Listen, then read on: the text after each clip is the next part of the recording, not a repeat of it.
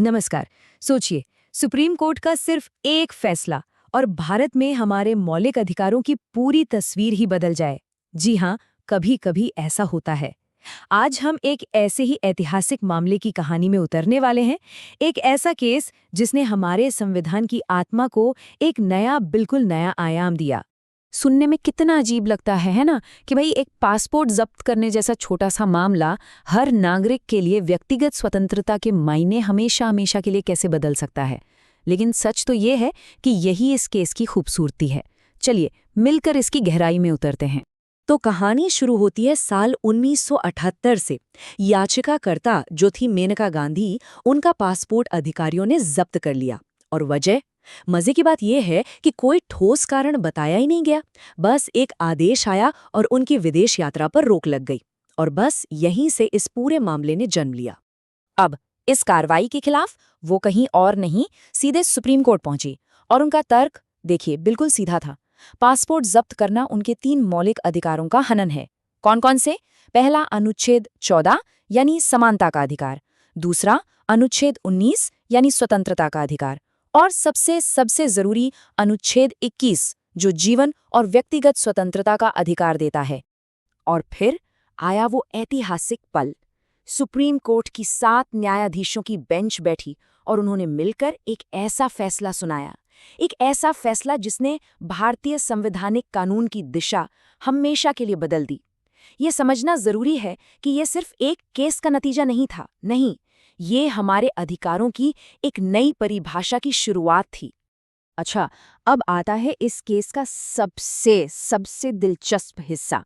देखिए, पहले क्या था कि अनुच्छेद 21 का मतलब बड़ा सीधा साधा था। मतलब अगर सरकार ने कोई कानून बना दिया तो बस मान लिया जाता था कि वो प्रक्रिया सही है। लेकिन इस फैसले ने कहा, न, एक मिनट रुकिए, अब सिर्फ कानून बना देना ही काफी नहीं होगा। उस कानून की जो प्रक्रिया है उसे न्याय संगत, निष्पक्ष और उचित, ये तीनों होना होगा। और यकीन मानिए, ये एक बहुत बहुत बड़ा बदलाव था। और जानते हैं, इसी के साथ भारतीय संविधान में एक बहुत ही पावरफुल आइडिया आया, जिसे कहते हैं ड्यू प्रोसेस ऑफ लॉ, यानी कानून की उचित प्रक्रिया। इसका सीधा सा मतलब ये था कि अब अदालतें सिर्फ ये नहीं देखेंगी कि भाई कानून बना है या नहीं। नहीं, अब वो ये भी परखेंगी कि क्या वो कानून खुद में सही और तर्कसंगत है। इसने तो अदालतों को हम सब नागरिकों के अधिकारों की रक्षा के लिए एक बहुत ही शक्तिशाली हथियार थमा दिया। लेकिन रुकिए, बात यहीं खत्म नहीं हुई। इस फैसले ने एक और, कह सकते हैं, क्रांतिकारी बात कही। कोर्ट ने साफ साफ कहा कि भाई मौलिक अधिकारों को अलग अलग टुकड़ों में नहीं देखा जा सकता। खास तौर पर अनुच्छेद 14, 19 और 21, ये कोई अलग थलग द्वीप नहीं है। ये तीनों तो एक दूसरे से गहराई से जुड़े हैं। इसको ऐसे समझिए जैसे ये एक तिपाई हो। अगर एक भी पैर कमजोर हुआ तो क्या होगा? पूरी की पूरी संरचना ही गिर जाएगी।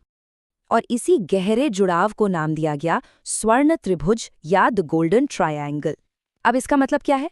इसका मतलब ये है कि सरकार की कोई भी कार्रवाई हो, उसे इन 3 कसौटियों पर खरा उतरना होगा। पहली, क्या ये समान है? ये आता है अनुच्छेद 14 से।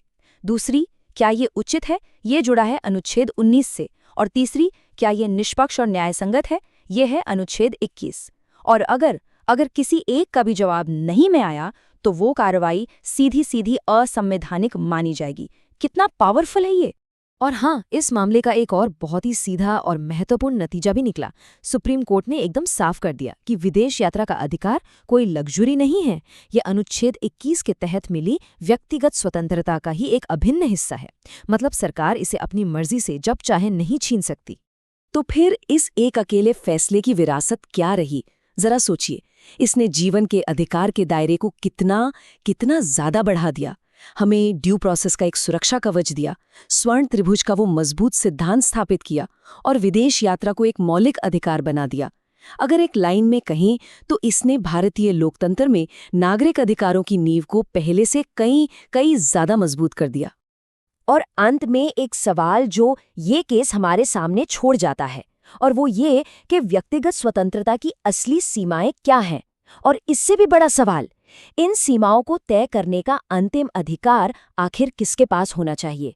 क्या सरकार के पास, या फिर हमारी अदालतों के पास, जो संविधान के रक्षक हैं? ये एक ऐसा सवाल है जिस पर विचार जरूर करना चाहिए।